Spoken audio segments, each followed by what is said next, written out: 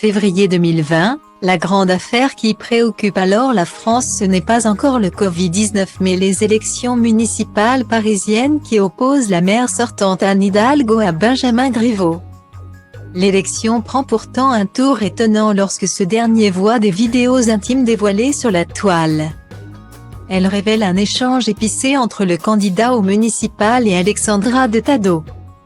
Le compagnon de cette dernière, le sulfureux artiste russe Piotr Pawlansky, aurait décidé de révéler ces échanges dans le but de ruiner les espoirs politiques du macroniste. C'est en tout cas ce qu'il révélait dans Libération pour justifier son geste. C'est quelqu'un qui s'appuie en permanence sur les valeurs familiales. Qui dit qu'il veut être le maire des familles et cite toujours en exemple sa femme et ses enfants. Mais il fait tout le contraire, lui veut être le chef de la ville et il ment aux électeurs.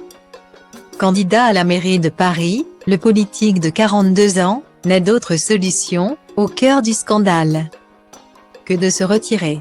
Plusieurs mois après l'affaire, certaines sources indiquaient que Benjamin Griveaux avait décidé de mettre fin à sa carrière politique. Il veut tourner la page.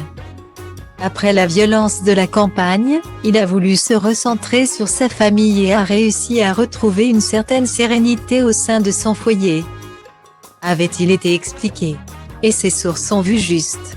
Dans un entretien accordé à nos confrères du JDD de ce dimanche 29 août.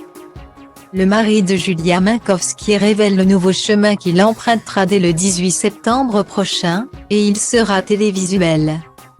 Sur la chaîne B Smart, il animera Smart Extra, une émission mensuelle traitant d'économie et qui s'intéressera aux stratégies d'entreprise. Accompagné de Florence Duprat, il y recevra petits et grands patrons.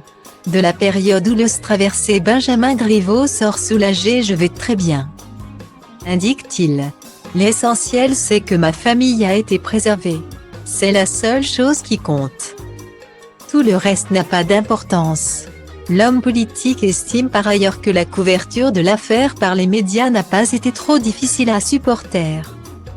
Globalement, et à de très rares exceptions près, il y a eu beaucoup de bienveillance. À aucun moment je n'ai senti un acharnement à mon égard. Prêt pour plonger dans ce nouveau grand bain, l'ancien du gouvernement a également créé une société de conseil auprès de dirigeants d'entreprises et de start-up. La page politique semble donc bel et bien tournée.